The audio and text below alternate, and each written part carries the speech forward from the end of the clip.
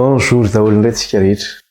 Manoana fiadanan'ny tompo sy ny fahasoavany ho amintsika rehetra hatrany. Ny tenin'Andriamanitra manambara manao hoe ho an'izay mampandroso anareo tetinoana amin'izany tokantrano izany ny fiadanako. Dia manoana fiadanan'ny tompo sy ny fahasoavany toetra amin'ny tokantranontsika izay mandray izao fampianarana izao. Inona indray iroso indray tsika ny amin'ny fampianarana ary ny andresantsika farany teo. Namarana le tomboka se fahenina zany tsika. Ary namarana tsika ny tomboka se fahenina. Inona moa ny resaka tao anatin'iny dia ny resaka mikasika aloha ny fitsarana zany ho an'ireo mponina ambony tany, ireo izay naneratseran'Andriamanitra sy nanimbasimba azy, ireo izay tsy nitarina ny dindiny na nanaraka ny teniny. Ary ireo izay namono, ireo izay nitandrina ny tenin'Andriamanitra sy nanana ny filazana any Jesosy. Dia iza moa ireo voaringanareo zany fa ireo izay nanao ny fahavetavetana teto amin'ity tany ity zany ka tonga ny fotoana alohan'ny tany ihany koa zany izy tahaka ny nandoavan'ny tany any mponina Kanana tamin'ny idiran'ny zanak'Israely tany amin'ny tany Kanana araka ny efa voaresantsika reny, tahaka ny mponina ihany koa tany Sodoma sy Gomora nalohany ihany koa, tahaka ny mponina ihany koa tamin'ny andro Noa izay tratran'ny safitra any nalohany ihany koa. Dia tonga koa ty fitsarana ty zany. Rehefa tonga le fitsaran'Andriamanitra dia ho avaozan'Andriamanitra ny zavatra rehetra. Amin'ny alalan'iny ny herin'ny lanitra ho zongozonina, misy horohorontany mafy. Ny masoandro ozy izy tsy hazava. Ny volana ozy izy ho maizina zany tahaka ny raha ary lasa vorona tahaka ny taratasy ozy izy ny lanitra. Zany misy zavatra mitranga be dia be zany amin'izay fotoana izay. Satria rehefa hamonjy tanteraka Andriamanitra zany dia tsy maintsy ho avaoziny izao rehetra izao satria ny zava-boarin'Andriamanitra ihany koa dia manantena zany ny famonjena ireo zanak'Andriamanitra. Miandrandra an'izany ihany koa ny zava-boary mba miandrandra famonjena ihany koa izy ireo tahaka an'ireo zanak'Andriamanitra izany. Dia izay moa ny lesona namarana antsika azy. Ary ny lesona idirantsika zany amin'ity an'ity dia hiditra tsika amin'ny tomboka se, tsy hoe tomboka se zany fa hiditra amin'ny toko fahafito zany tsika. Tapitra zany ny tomboka se fahenina. Raha ny tena izy zany tokony miditra tomboka se fahafito zany tsika nefa tsy nitsofoka tomboka se fahafito. Fa nisy zava-natsofoka zany eo anelalelany dia ny toko fahafito no natsofoka teo. Inona nefa ny zavatra hita anatin'ny toko fahafito io? Dia miresaka zany io le tomboka sen'Andriamanitra. Ka izay zany no iresahantsika zany amin'ity an'ity indray ka alohan'ny hidirantsika amin'izay lesona izay dia manasa antsika hiaraka hivavaka izany. Hivavaka ary tsika. Jehovah Andriamanitra raha io, raha ny amin'ny alalan'i Jesosy Tompo ianao, mankalaza anao izay midery anao ary manome voninahitra anao. Eny mananatra avy ny anaranao izay raha hatramin'izao ka ho mandrakizay. Misaotra fa mbola nomenao tombonandro izay nahafahanay hiara-mianatra sy mandinika ny teninao. Ary mangataka aminao hatrany izay, aoka iray ny fanainao masina no arotsaka ao aminay ka hiasa aminay amin'ny fahafinoana. Sokafo ny volay, sokafo ny fisainanay, amantaranay ny sitraponao ray. Satria tsy manana fahendrenana fahalalana izahay ka dia mitenena ray fa vonikely izay vaokanao. Eny ray mpanombo tsy mahasoa ihany izahay ary tsy matoky eto anatrehanao. Ko mananatra indray ny fifonanay sy ny tsy famendrena izay vitanay teo anatrehanao. Ka ninona ray mety nahalatsaka anay ka nampanotanay teo anatrehanao dia hifonanay aminao zany. Mamindrafo aminay ray io, mamelany elokay. Diovy amin'ny rahanao izahay Jesosy ho afa-pahotana sy sao amin'ny rahanao izay ho afa-kiloka. Fony ny teninao manambara manao hoe raha ny zanaka raha nafaka anareo dia ho afaka tokoa ianareo. Reo ka le rahanao Jesosy hanamarina anay, hanamasina anay, hampiavana anay amin'ny raha izay ny an-danitra. Ary eo ka noho ny amin'ny rahanao dia mba olom-baovao indray izay Tompo. Arovy izay mifanka-panahy, arovy izay mifilan'ny sy ny fandriana. Aoka le fanahinao ny toetra ao anatinay ka hitantananay ho amin'ny marina rehetra. Ary ny marina nafaka anay tsy ho andevo. Da io indray izay raha hiatrika ity an'ity. Terizo izay mifahatahorana fiainanao.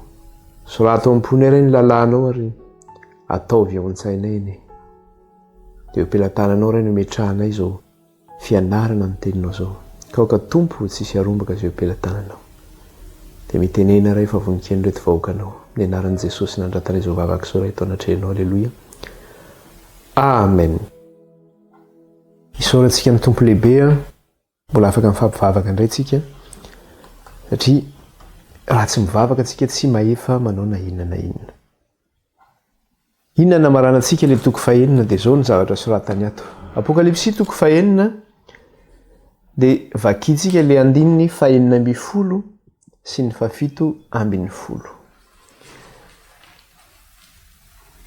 Vakitsika mihitsy manomboka amin'ny 540 540 ka hatramin'ny 740.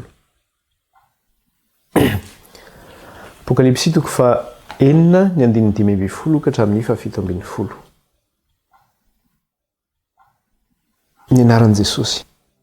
Ary ny mpanjaka ny tany sy ny lehibe sy ny mpifeharivo sy ny mpanan-karena sy ny lehilahy mahery mba amin'ny andevy rehetra sy ny tsy andevy rehetra dia niery tao amin'ny lavaka sy tao amin'ny vatolampy. Eny an-tendrombohitra ary hoy izy tamin'ny tendrombohitra sy ny vatolampy: mianjera aminay ka hafeno izay amin'ny tavalay mipetraka eo ambony seza fiandrianana sy amin'ny fahatezeran'ny zanak'ondry fa tonga ny andro lehibe ny fahatezeran'ireo ka iza no mahajanona hozy izy. Rehefa tonga zany le lozana rehefa n'Andriamanitra dia niafina tao anaty tendrombohitra izy ireo, ny mpanjaka ny tany, ny mahery, ny lehibe, ny andriana, ny andevo, ny mpanan-karena, ny mahantra. Izy rehetra ireo zany, io zany tsy hakanavaka io. Ninona kilasy sosialy misy anao zany tsy hakanavaka io. Rehefa nandahan'Andriamanitra ianao sy nanimbazivan'Andriamanitra, rehefa nametaveta ny tany ianao amin'ny fanompoana ny Andriamanitra hafa sy ny fanaon'izao tontolo izao zany, amin'ny fomba fanaon'izao tontolo izao, dia nanahoana?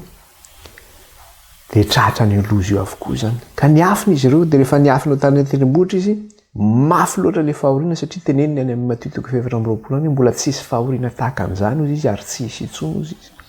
Ka rehefa tonga dia mafy le fahoriana ka tsy zakazakaina zany na dia niafina ary zareo dia miantso fahafatesana mihitsy izy hoe mianjera aminay ry tendrombohitra, satria tena tsy zakazakaina zany le izy.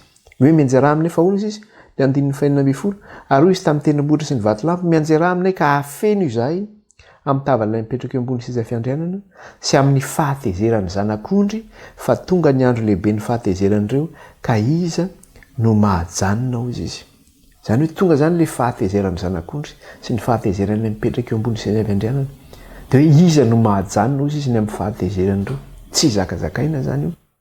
Ena tsy zakazakaina zany io fahatezeran'ny zanak'ondry io. Ka io zany le loza mitranga io zany mialohan'ny fiavian'i Kristy zany izy io. Io zany mialohan'ny fiavian'i Kristy ny mirao ny lanitra.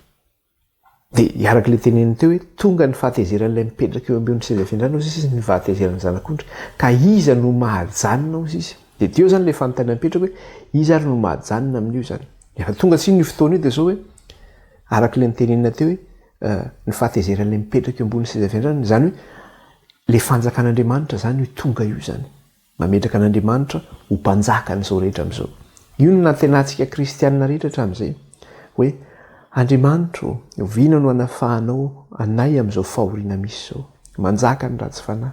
Betsaka ireo mpanao fipira filazantsara hoe misy ny arety mandringana, ny fanaovana ny tsirariny sy ny karazany, dia mamanateny izay Andriamanitra miandrandranao zay, vonjeo zay. Ny mbola tsy tonga ihany le satria Andriamanitra manana fotoana. Amin'ny fotoana izay tsy ampoizinao zany tonga izay famonjen'Andriamanitra zay, tonga le fanjakan'Andriamanitra zay. Ka iza nefa no afaka amin'io? Zay le fanontaniana mipetraka teo manao hoe iza no hajanona hozy izy. Satria ireto zany hitantsika tsara le mpanjaka ny tany, ny mpifeharivo, ny lehibe, ny mpanan-karena, ny mahantra, ny andevo, ny tsy andevo. Tratra n'le loza avokoa. Dia mifanontaniana mipetraka hoe iza ary ny hajanona zany, iza ny hajanona amin'ireo. Dia mivaletsika kely any izy tamin'ny farany iny dia zao hoe tany amin'ny Naoma nisy an'le teny hoe averisika kely leo amin'ny Naoma toko 1:1 sy ny 7 zany aorianan'ny Mika zany no misy anazy io aty amin'ny faran'ny testamenta taloha zany aorianan'ny Mika dia alohan'ny Abakoka no misy anazy io. Dia zao ny teneniny eo amin'ny 2:1 sy ny 7. Dia ahoana izy eo amin'ny 2:1 sy ny 7? Iza ny mahatoetra eo alohan'ny fahavinirany ary iza ny mahatanty ny firehetry ny fahatezerany. Zany hoe tsisy mahatoetra zany. Io le fanontaniana mipetraka teo iza ny mahajanona. Iza ny mahatoetra alohan'ny fahavinirany ary iza ny mahatanty ny firehetry ny fahatezerany. Aidina toy ny afo ny fahatezerany ary mirodana eo anoloany ny vatolampy hozy izy. Zany hoe mitsonika mihitsy ny vatolampy. Dia toy izany tsara Jehova fiarovana mafy amin'ny andro fahoriana. Andriamanitra zany dia fiarovana mafy amin'ny andro fahoriana. Dia toy izany ka mahalala zay mialoka aminy. Izy zany tena fiarovana mafy amin'ny andro fahoriana. Loza nge zany. Zany fiavian'Andriamanitra zany loza zany. Be dia be ny olona manery ny fiavian'Andriamanitra fa tsy fantany fa loza nge zany fiavian'Andriamanitra zany. Ny omana ve izy amin'izany fiavian'Andriamanitra zany? Fa ny zavatra teneniny teto dia zao hoe tsara jehozy izy fiarovana mafy amin'ny andro fahoriana. Tena fiarovana mafy tokoa izy amin'ny andro fahoriana, fa ho anisa dia toy izany ka mahalala izay mialoka aminy. Andriamanitra zany mahalala hoe iza dia mialoka amindreo. Petraka ilay fanontaniana hoe iza no mahajanona. Fa Andriamanitra mahalala izay mialoka aminy. Dia ireo mialoka amindreo nefany dia ireo ilay voalaza. Ireo zany antsoina hoe ireo le voavitra zany tamin'i Jakoba. Jakoba moa zany Israely no antsoina hoe Jakoba.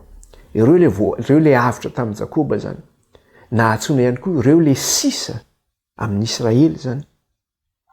Ka ireo sisa amin'ny Israely ireo le avitra amin'ny Jakoba ireo zany, ireo le mialoka amin'Andriamanitra ireo.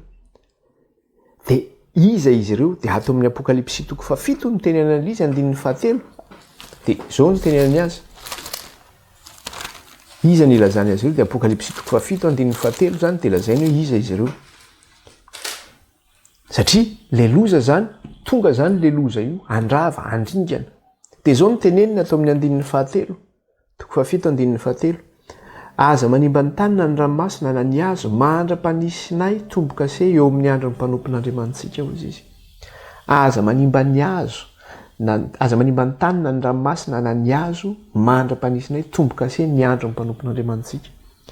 Izany hoe aza alefa aloha zany loza be zany raha tsy vao hisy tombo-kase ny vahoaka an'Andriamanitra. Izany hoe ireo izay mialoka amin'Andriamanitra lazaina any amin'ny Naoma ireo zany dia manana ny tombo-kase an'Andriamanitra zany izy ireo. Ka inona ary zany tombo-kase an'Andriamanitra io? Izay lazainy ihany koa araka ilay teny teo hoe mandra-panisinay tombo-kase eo amin'ny andro ny mpanompon'Andriamantsika. Izany hoe apetraka amin'ny andrana zany io tombo-kase io. Izany hoe aza sombaina ny hazo na ny tany na ny ranomasina raha tsy vao hisy tombo-kase ny vahoaka an'Andriamanitra. Ireo zany izay mialoka aminy. Andriamanitra ozy izy fiarovana amin'ny andro fahoriana ary mahalala izay mialoka aminy. Rehefa tonga zany io satria mbola tsisy fahoriana tahaka an'izany dia Andriamanitra mahalala ireo izay azy. Mahalala ireo izay manana ny tombo-kaseny. Dia ireo zany no avitra amin'ny andro fahoriana. Ireo le antsoina hoe sisa amin'ny Jakoba. Ka iza nefa ireo sisa amin'ny Jakoba ireo? Iza ireo manana ireo tombo-kasen'Andriamanitra io? Dia izay zany no jerentsika zany zay hiditra zany tsika amin'ny toko fahafito zany. Izany hoe rehefa miditra amin'ny toko fahafito araka le zavatra nitenina teo dia izao hoe tsy tonga dia hoe tombo-kase fahafito. Satria fantatsika tsara fa rehefa tonga ny tombo-kase fahafito dia inona ny zavatra misy? Tonga ny zanak'ondry. Dia rehefa tonga ny zanak'ondry nefa tsy vao hisy tombo-kase ny vahoaka an'Andriamanitra dia ahoana? Dia maty zany ny vahoaka an'Andriamanitra. Fa zao zany alohan'ny fiavian'ny zanak'ondry zany dia izao tsy maintsy asiana tombo-kase ny vahoaka an'Andriamanitra. Alohan'ny hivian'ilay loza be voalaza teo zany dia izao tsy maintsy asiana tombo-kase ny vahoaka an'Andriamanitra. Satria ho avy loza io.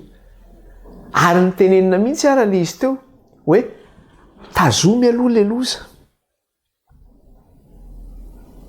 Aza manimba ny tany ozy izy na ny ranomasina na ny hazo, mandra-panisinay tombo-kase ny andro ny mpanompon'Andriamantsika. Zany hoe ny sakanana mihitsy zany aloha le mitazona loza ireo zany hoe aza alefa aloha le izy fa aloha asiana tombo-kase ilay vahoaka an'Andriamanitra. Dia vakitsika ilay izy araka le tenin'ny soratra masina manao hoe samy raha izay mamaky sy miaino ny bokin'ity faminaniana ity ka mitanina izay voasoratra tao anatiny fa hatombotra ny andro dia hamaky indray zany tsika vakitsika zany ny toko fahafito izany dia ny 1 ka hatramin'ny 7:10. Vakitsika zany zay amin'ny anaran'i Jesosy. Inona ary ny voasoratra amin'ny anaran'i Jesosy? Ny niarovana any Israely marina mba tsy hosombany loza ho avy sy ny fahasambarany tonga any an-danitra ka afaka amin'ny fahoriana lehibe. Rehefa afaka izany dia hitako fa indreo nisy anjely efatra natsangana teo amin'ny vazantany efatra. Ny hazo na ny rivotra efatra ny tany mba tsy hisy rivotra hitsoka amin'ny tany na amin'ny ranomasina na amin'ny hazo akory aza. Ary hitako fa indro nisy anjely hafa koa niakatra avy teo amin'ny fompisan'ny masoandro nanana ny fanombokasen'Andriamanitra velona. Ary izy niantso ny anjely efatra izay navela hanimba ny tany sy ny ranomasina tamin'ny feo maherina no hoe aza manimba ny tany na ny ranomasina na ny hazo, mandra-panisinay tombo-kase eo amin'ny andro ny mpanompon'Andriamantsika. Ary nareny isan'izay vao hisy tombo-kase eo 4,4 alina sy 2 hetsy no vao hisy tombo-kase teo amin'ny firenen'ny zanak'Israely rehetra. Ary tamin'ny firenen'ny Joda 2,2 alina no vao hisy tombo-kase. Ary tamin'ny firenen'ny Robena 2,200 ary tamin'ny firenen'ny Gada 2,200 ary tamin'ny firenen'ny Asera 2,200 ary tamin'ny firenen'ny Naftaly 2,200 ary tamin'ny firenen'ny Manase 2,200 ary tamin'ny firenen'ny Simeona 2,200 ary tamin'ny firenen'ny Levi 2,200 ary tamin'ny firenen'ny Isakara 2,200 avy tamin'ny firenen'ny Zebulona 2,200 avy tamin'ny firenen'ny Josefa 2,200 avy tamin'ny firenen'ny Benjamina 2,200 no voaisy tomboka sy.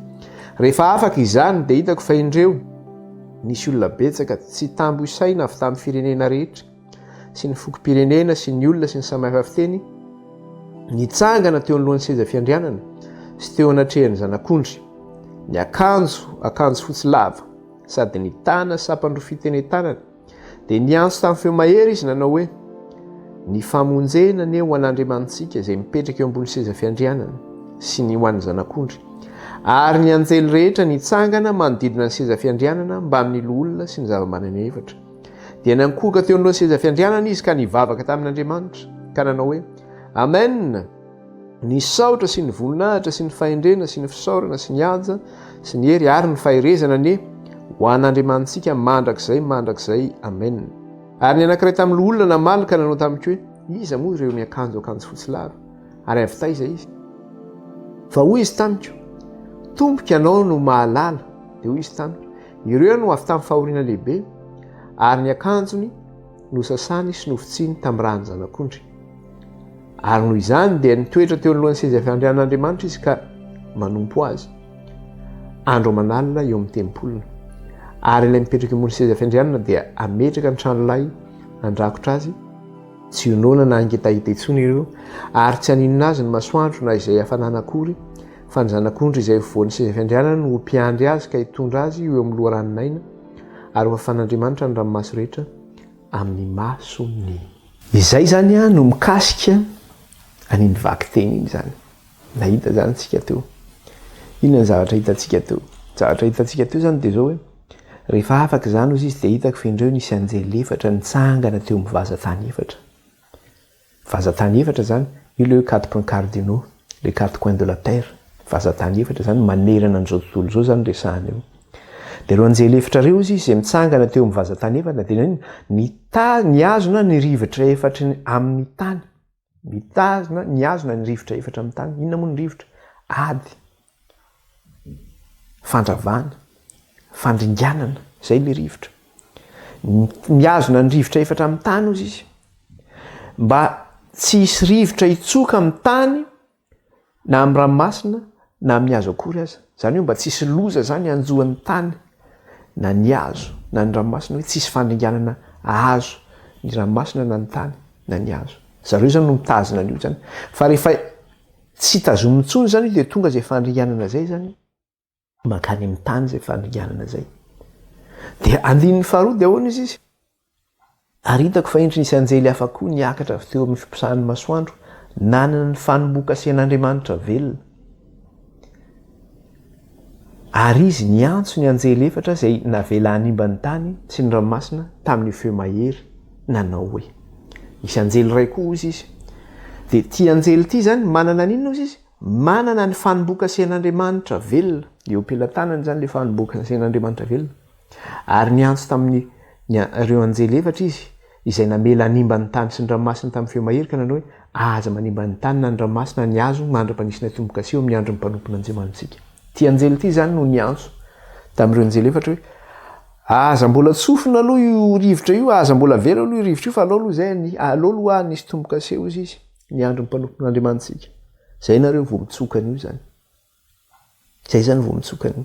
Ka miresaka zany tsika telo hoe resaka tombokasen'Andriamanitra zany eo amin'ile hoe andra ny mpanompon'Andriamantsika. Lazaina teo fa hoe 4,4 alina sy 1 hetsy ozy izy no voaisy tombokase teo amin'ny firenen'ny zanak'Israely. Ahoana koa zany 4,4 alina sy 1 hetsy zany? Firy nisy antsika teo amin'izao tontolo izao ty. 4,4 alina sy 1 hetsy ngany izay fotsy zany voakan'Andriamanitra ho voavonjy. Tadidintsika fa rehefa nianatra amin'ny bokin'ny Apokalipsy tsika dia symbole be dia be tato. Nisy symbole zany, nisy fanoharana zany. Amin'ny symbole io zany dia misy heviny ara-panahy foana zany zay zavatra zay. Inona ny hevitra le hoe efatra sy rahetsy ihany koa zany mbola hojerentsika ihany koa zany mikasika an'izay. De rehefa afaka zany izy izy teo amin'ny Israely efatra sy rahetsy de nahita vahoaka maro be ao izy teo alohan'ny seza fiandrianana. Ny akanjo fotsy lava izy ireo. De hoe avy taiza izy ireo de avy mitafy fahoriana lehibe izy izy. Ary ny akanjo nosasany sy nofitsiny tamin'ny rano zanak'ondry. Inona ny hevitra zany rehetra zany? De ho ianarantsika zany rehefa eto zany ny zavatra hojerentsika zany de mikasika le hoe tombo-kasian'Andriamanitra. Hoe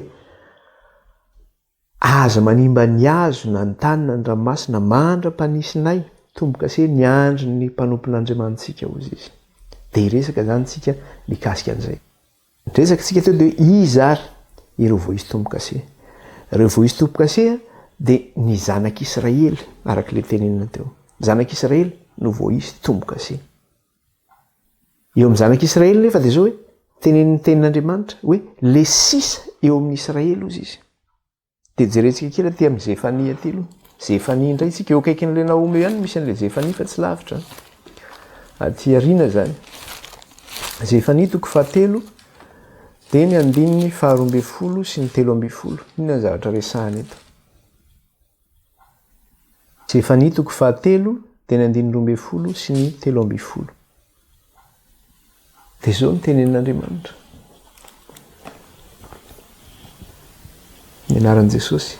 Nefa amelako olona ory sy malahelo ihany ao aminao, ary ny anaran'i Jehova no ialofany. Ny sisa amin'ny Israely dia tsy hanao meloka na handainga ary tsisy lela mamitaka eo am-bavany, fa hinana sy andry izy ka tsisy anaitaitra azo izy. Ahoana izy?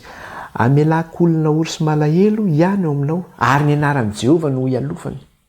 Zany hoe io olona reto olona reto zany eo amin'ny ireo olona ireo zany de zao manana ny anaran'i Jehova izy ireo. De toy izany ny sisa amin'ny Israely dia tsy hanao meloka na handainga, zany hoe sisa eo amin'ny Israely zany izy ireo.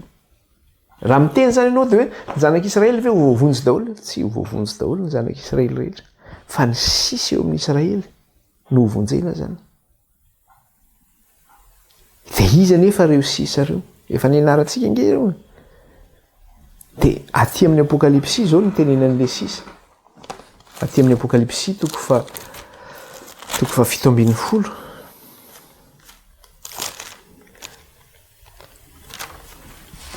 Toko fa 12.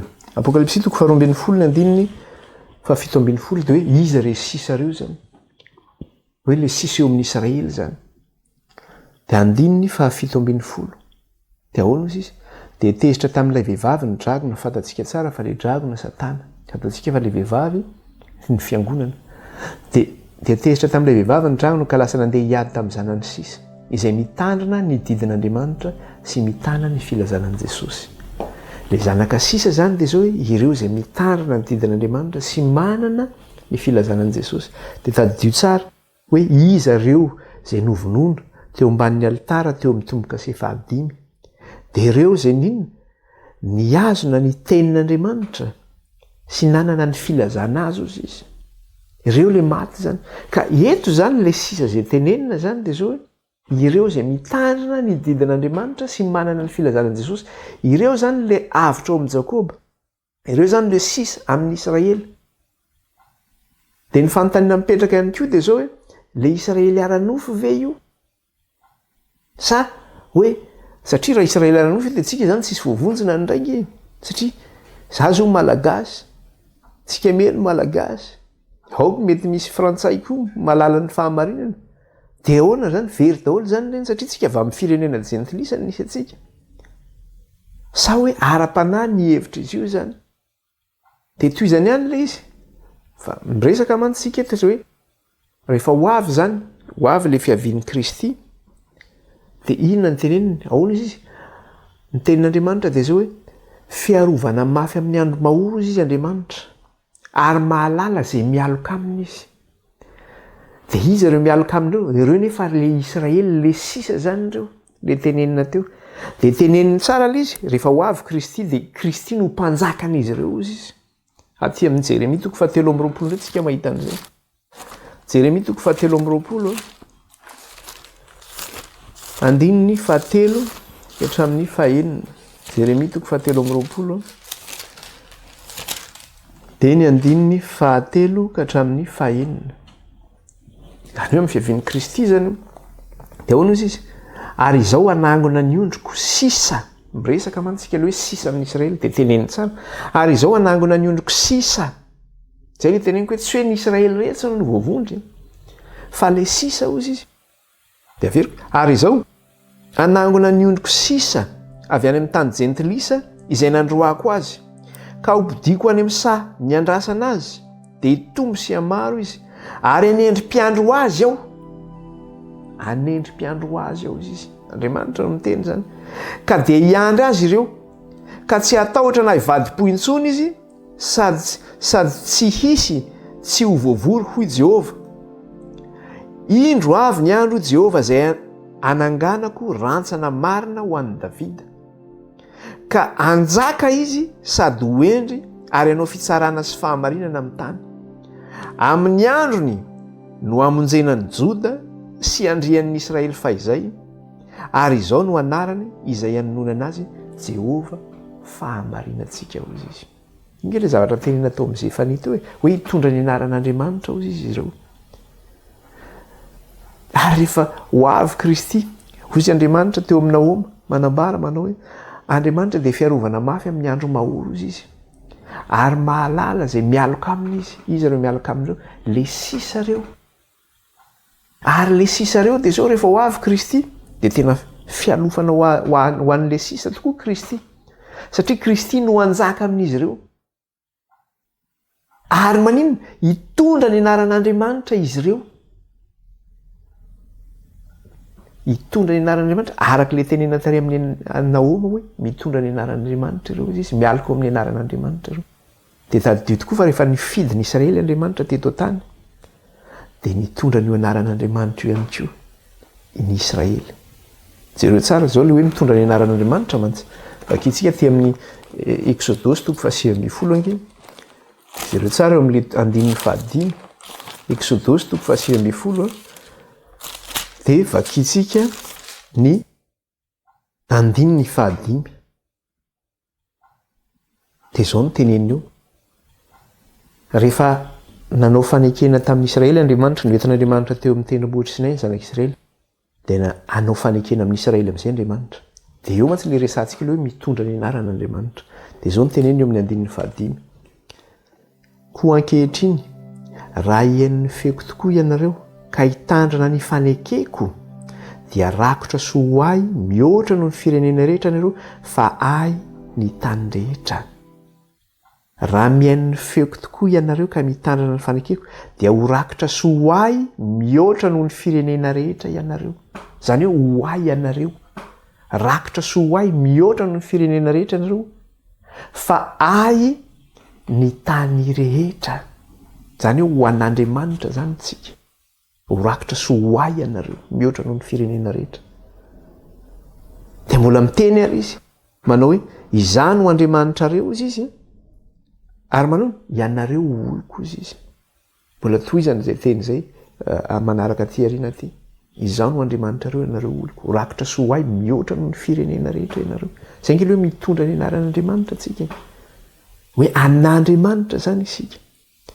Eo le hoe tomboka asian'Andriamanitra zany, manomboka mipetraka le hoe tomboka asian'Andriamanitra amin'izay fotoana izay, satria ho rakotra sy ho ahy ianareo mihoatra noho ny firenena rehetra, ho ahy ianareo. Zany hoe misy famantarana zany apetrak'Andriamanitra, mba tsisy loza hakitika atsika na le kely, satria an'Andriamanitra isika, ka raha Andriamanitra isika izy no mahakitika atsika.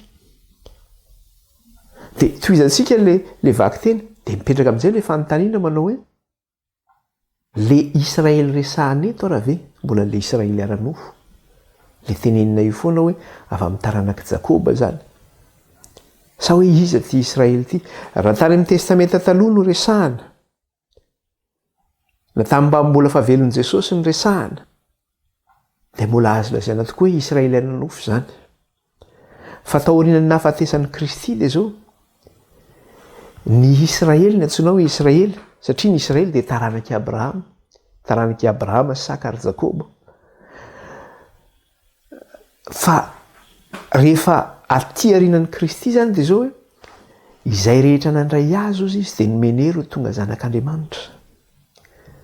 tsy araka ny sitrapon'ny olona na nateraky ny nofo aman-draho izy fa nateraky ny tenin'Andriamanitra. Ary rehefa nateraky ny tenin'Andriamanitra ianao dia zao taranaky Abrahama zany ianao, satria izy rehetra nandray an'i Kristy dia manino?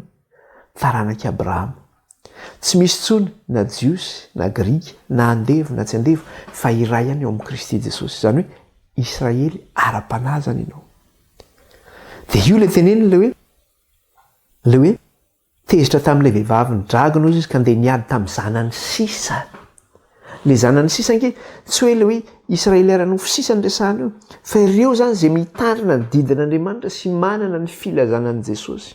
Ireo le sisa zany miazona ao anatin'io manana le tenin'Andriamanitra zany sy manana ny filazana an' Jesosy. Jereo tsara ty amin'ny Galatiana 4:7 jerentsika kely. Rehefa andresantsika ireo tany aloha fa mamerina lesona kely zany tsika tao. Galatiana 4:7-9. Galatiana 4:7-9. Zao ny vaky ny teny amin'ny anaran'i Jesosy. Dia ahoana ozy izy? Fa ianareo rehetra dia zanak'Andriamanitra amin'ny finoana an'i Kristy Jesosy. Zany hoe rehefa mino an'i Kristy zany tsika dia manina? Tonga zanak'Andriamanitra isika. Averiko tsara. Fa ianareo rehetra dia zanak'Andriamanitra amin'ny finoana an'i Kristy Jesosy. Dia toy zany, fa na iza ianareo no natao batisa ho amin'ny Kristy dia mitafy an'i Kristy. Tsy misy intsony na jiosy na grika. Eo zany le izy. Ny jiosy zanak'Israely ara-nofo, ny grika jentilisa. Eo zany le fanavahana. Ka ianao zany rehefa mino an'i Kristy Jesosy dia ino? Zanak'Andriamanitra ozy izy. Dia ianao le izy ozy izy fa na iza no natao batisa ho an'i Kristy dia mitafy an'i Kristy. Zany hoe rehefa nino an'i Kristy zany ianao dia natao batisa ianao dia mitafy an'i Jesosy ianao. Dia rehefa mitafy an'i Kristy iny ianao dia ozy tsy misy intsony na jiosy na grika, tsisy hoe Israely ara-nofo. Dia hoe hoe ny jiosy no antsoina hoe Israely.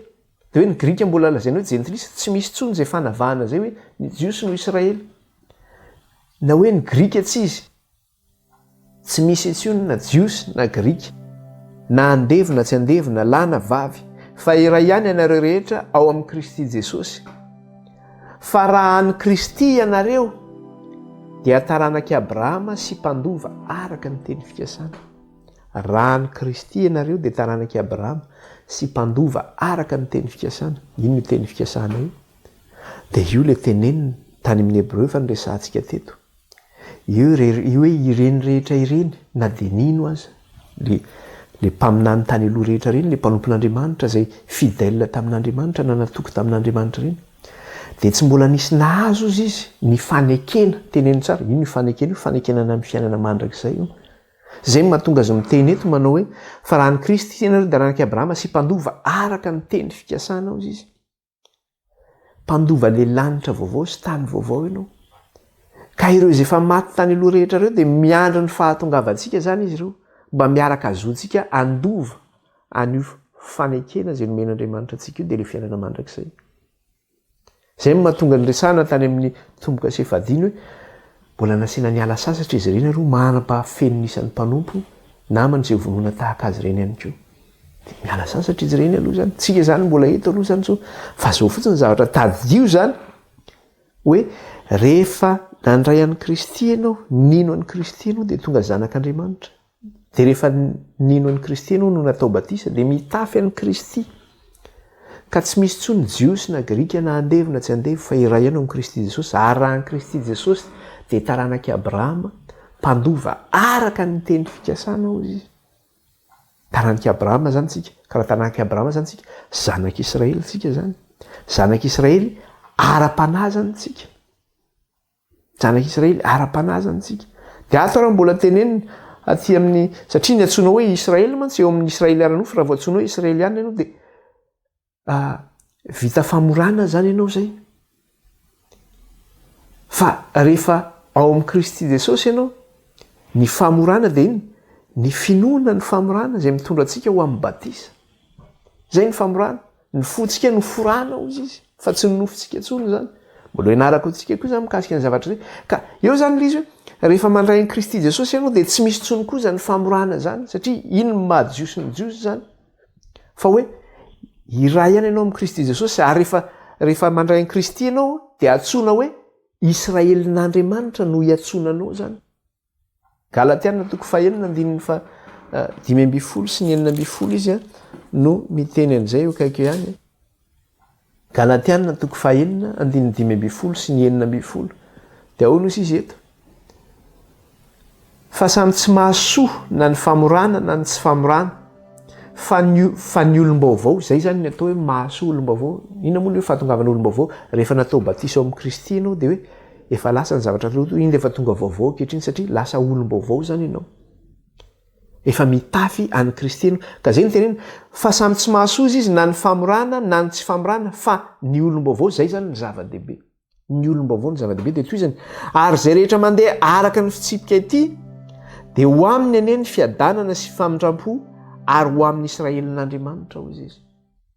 Zay manaraka hozy izy averiko tsara zay rehetra mandeha araka ity fitsipika ity ho an'izay hoe tonga olom-baovao zay zany fa tsy hoe miankina amin'ny hoe za forana na hoe za tsy forana tsy zay ny zava-dehibe fa ny zava-dehibe dia hoe tonga olom-baovao ka ho an'izay manaraka n'izay fitsipika zay hoe vita batisa ao amin'ny Kristy zany nino an'ny Kristy izy dia natao batisa ao amin'ny Kristy mitafy an'ny Kristy zay manaraka n'izay fitsipika zay dia ho azy anie ny famindram-pon'Andriamanitra hozy izy ary ho amin'ny Israelin'Andriamanitra hozy izy zany hoe ho azy koa zany le Israely lasa Israelin'Andriamanitra ihany koa zany izy ao anatin'le Israelin'Andriamanitra ihany koa zany izy dia eo le hoe Israely ara-panahy.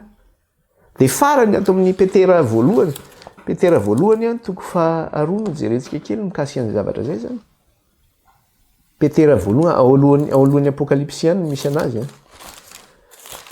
Petera voalohany 2 dia ny 9 ka hatramin'ny 10.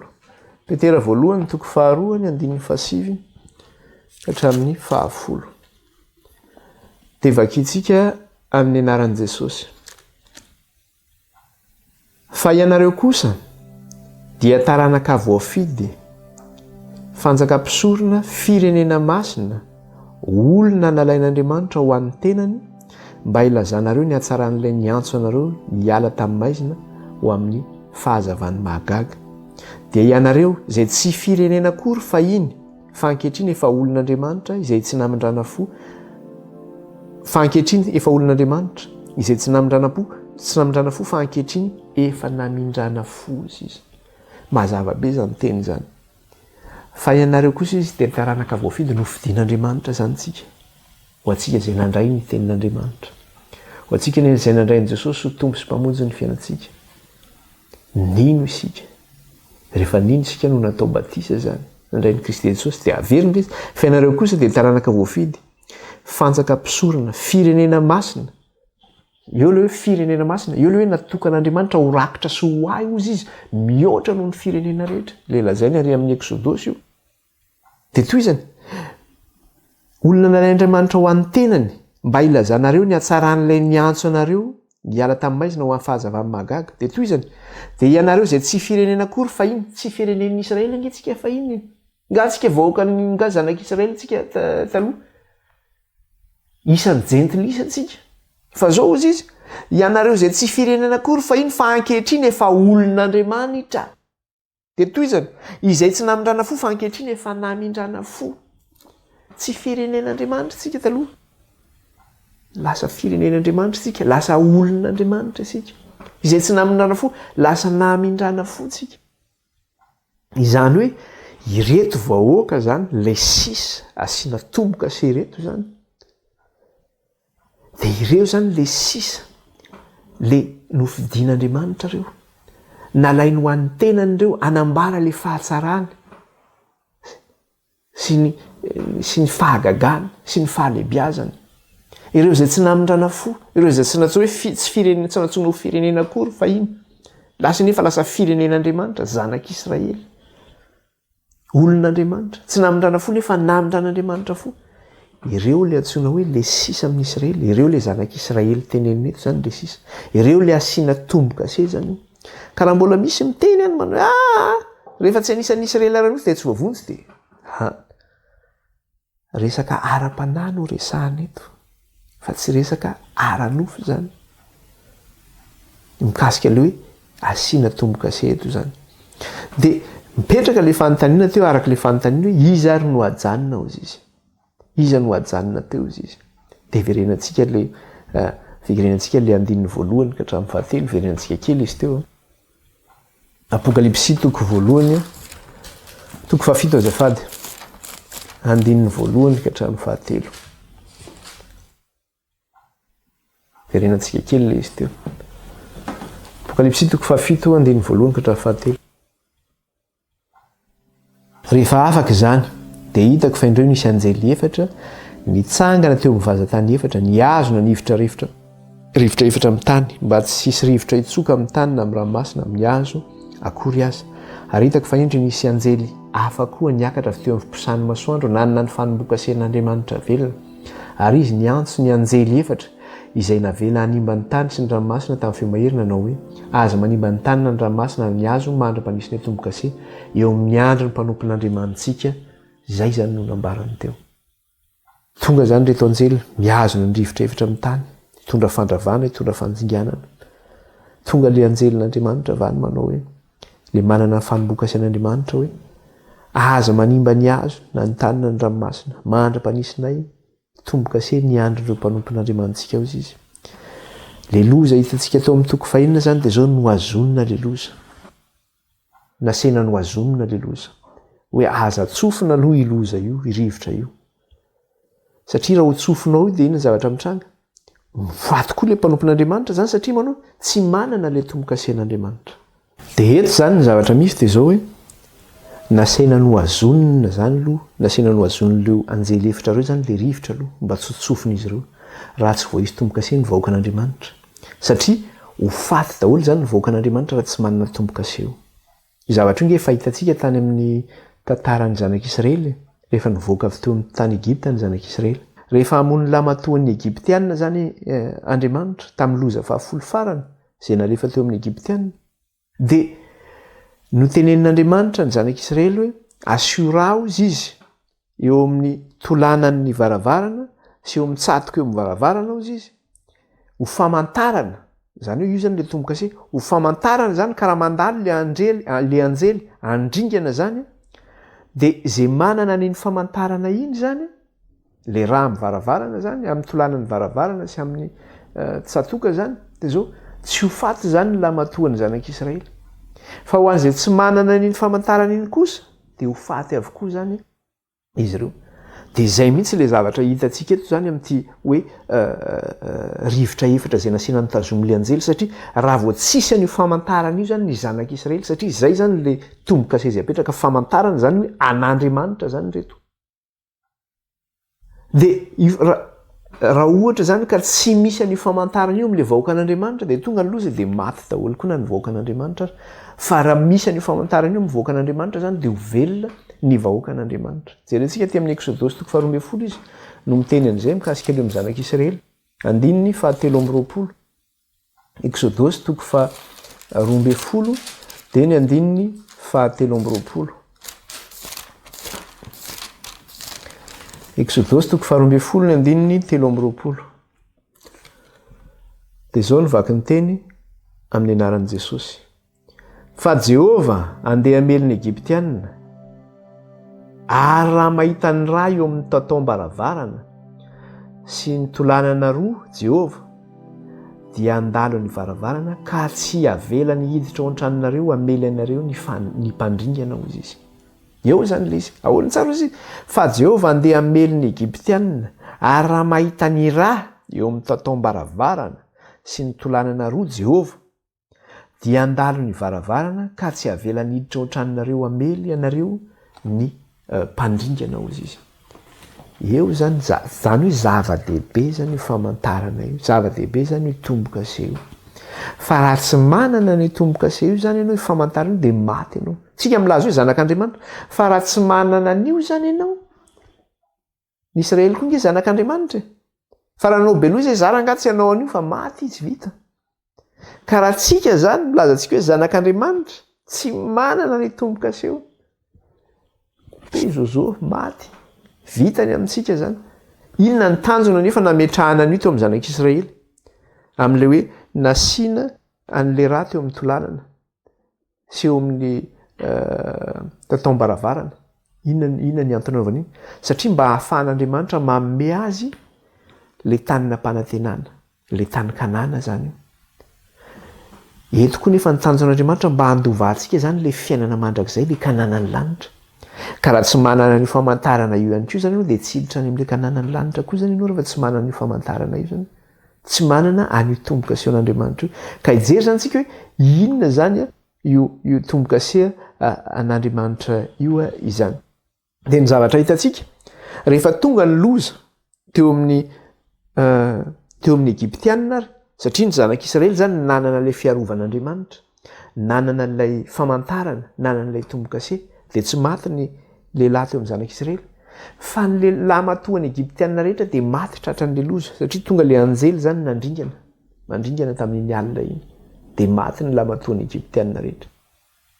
Marihana fa tamin'ny fotoana io dia le loza ho an'iza ihany no nipaka, ho an'ny Egyptianina ihany no nipaka le loza tamin'ny fotoana io. Fa eto kosa amin'ity resahana eto ity, amin'ny vazatany efatra, ny tany rehetra zany no tratra n'io loza io. Zay tsy manana ny famantaran'Andriamanitra io sy tsy manana tombo-kasehan'Andriamanitra, tonga ny mpandringana eran'ny vazatany efatra hozy izy. Hanimba ny hazo ny tany, ny ranomasina hozy izy. Itsokan'izany rivotra zany fandringanana tonga. Dia hitantsika teo lefa inona ny zavatra mitranga teo amin'le toko fahenina, hoe fahasimban'ny masoandro, ny fahasimban'ny hoe ny volana ihany koa, fahasimban'ny ny volana ho simba ihany koa, ny herin'ny lanitra ho ozongozolona, ny lanitra ozy izy ahorona tahaka ny taratasy. Isy horohorontany mbola tsisy ohatr' zany hatramin'ny isin'izao tontolo izao. Any amin'ny Mateo an'izy miteny amin'izany loza tena loza ny tranga amin'izany fotoana zany. Nga zany zakazakaina zany, tsy ho zakazakaina zany. Ka zay tsy manana ny tombo-kasehan'Andriamanitra io tompoko, dia vitany aminy, tsisy raisiny. Io zany fiarovana antsika, fanontaniana mipetraka manana ny tombo-kasehan'Andriamanitra io ary ventsika zany. Dia ny fanontaniana mipetraka amin'izao fotoana tsika miteny zao ihany koa dia zao hoe fanontaniana mipetraka zany amintsika amin'izao fotoana zao dia hoe io rivotra efatra io ve mbola voatazona amin'izao fotoana zao amintsika miteny zao, satria tamin'ny androny Jaona no nitenenana n'izany faminaniana zany mikasika hoe le rivotra efatra hoe tazomy mandra-panisina tombo-kase amin'ny andro ampanampon'Andriamantsika.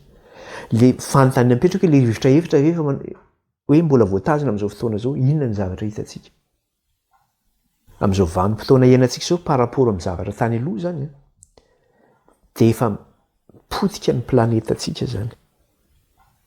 Satria amin'izao fotoana zao raha nisy ny afo tany aloha, amin'izao fotoana zao ny afo lasa hoe méga feu ny ilazana ny afo rehefa mirehitra ny ala, satria tena afo be tsisy ohatr' zany, tena hoe potika ny hazo manerana n'izao tontolo zao tsy hakanavaka.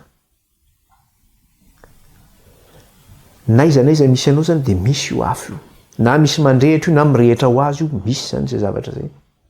Eo ihany koa le hoe fahasimban'ny ranomasina, simba ihany koa ny ranomasina, ny pollution rehetra mandeha miraraka any amin'ny ranomasina any, ny fahasimban'ny barrière de corail any amin'ny sisin'ny ranomasina, efa misimba dia mikoka ny sisy tany ny ranomasina, misimba zany. Amin'ny resaka essai nucléaire any ambanin'ny tany any moa dia tsy tenenina intsony. Dia leo ihany koa le réchauffement climatique na ny fiakaran'ny hafanan'ny toetrandro zany, dia lasa mamay ny andro. Aty ampitan-ranomasina mahay mitsonika ny glacier zany, misy glacier any amin'ny tendrombohitra reny dia mahay mitsonika reny. Dia mahay miova ny toetrandro, ny saison mahay miova. Tena mahay miova zany na ny toetrandro ary mahay miova. Ny hafanana moa dia efa manomboka tsy zakazakaina intsony zany. Vokatra n'izany rehetra zany. Mbola voazona ve le rivotra efatra? Efa zany hoe le rivotra efatra zany efa tena mahay miraraka.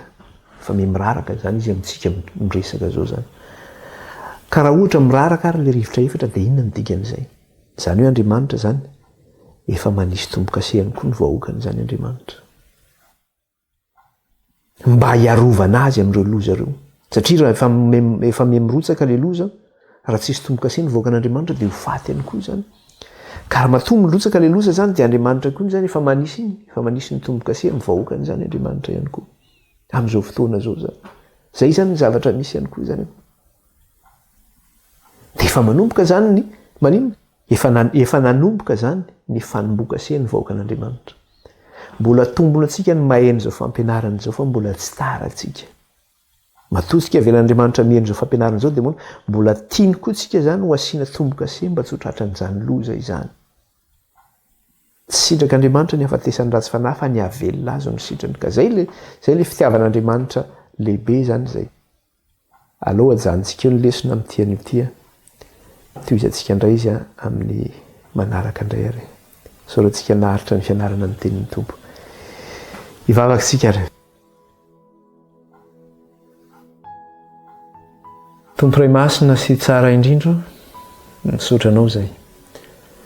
Afaka nianatra ny teninao sy nandinika izany. Zava-dehibe loatra ny lesona tamin'ity an'ity satria mikasika ny fanomboka-se ny vahoakan'Andriamanitra. Raha io, aokan'izay mba tsy ho rambo ny faholohany. Alokan'izay mba tsy ho diso anjara amin'izany fanomboka-se izany. Ary iokan'ny Andriamanitra mba tsy ho ataonao isan'ny jentilisa izahay, fa ho rakotra soanao Andriamanitra ray. Hoe ho palatananao. Ka anisan'ny atsoina amin'ny anaranao. Atao hoe Jehova fahamarinantsika. Dia raina ny anaranao raha io, ankalazaina ny anaranao any. Ary eo ka zany anaranao aminay zany Tompo, dia eo ka tsy atsoina ety ivelany ihany, fa ho fiainanao anay. Ankalazaina ny anaranao raha io, dia raina ny anaranao. Manamasinana eny amin'ny teninao Tompo, ny teninao ny fahamarinana. Anaran'i Jesosy nandratan'izany vavaka izany indray tao anatrehinao. Aleluia. Amen. Manao veloma antsika rehetra, tahin'Andriamanitra daholo. Bye bye dia manaraka indray.